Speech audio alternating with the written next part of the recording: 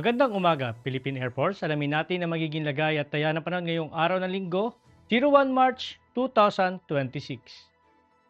Para sa ating synoptic situation, wala nga tayong monitor na low pressure area sa loob at labas ng ating Philippine Area of Responsibility. Ngunit meron tayong isang weather system na nakakapekto sa ating bansa.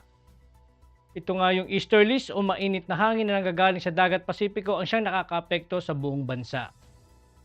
Dahil nga sa easterlies, asahan natin para sa ating general area forecast, ang Metro Manila, ang buong Luzon, at buong Visayas, at Mindanao ay makakaranas na mainit na panahon hanggang bahagyang maulap hanggang sa maulap na kalangitan na may pulupulong pag-ulan, pagkulog o pagkidlat lalo na dako ang hapon o gabi, dulot nga ito ng localized thunderstorm.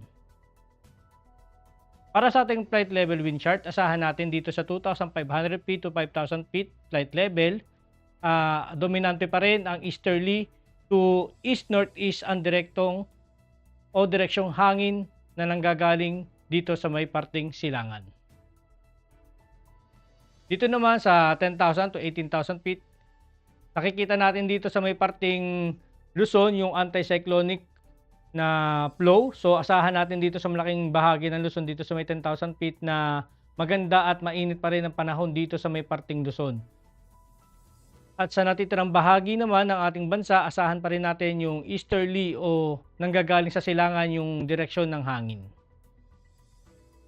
Para naman sa impact ng flight operation, dulot nga ito ng easterlies dito sa Metro Manila at natitirang bahagi ng ating bansa, asahan natin ang main hazard na warm and humid air from the Pacific enhancing convective activity at yung impact nito sa rotary, asahan natin ang mga localized thunderstorm and light turbulence may briefly affect the operations, especially inland in the afternoon. Sa fixed wing naman, asahan natin ang generally fair with possible isolated Charlie Bravos causing short-term delays or turbulence.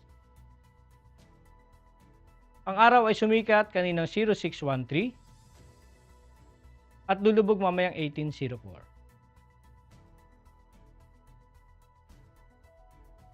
Meron tayong 96% increasing moon illumination.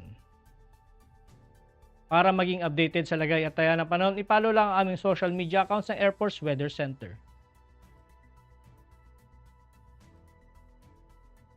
At yan lang po lagay ng ating panahon ngayong umaga at sa ngalan po ng aming commanding officer na si Colonel Alvin Jan Gicuador, PAP GSC, ako si Staff Sergeant Edmar B. Sagadraca Jr., Philippine Air Force Weather Broadcaster ng Air Force Weather Center. Muli magandang umaga at maraming salamat.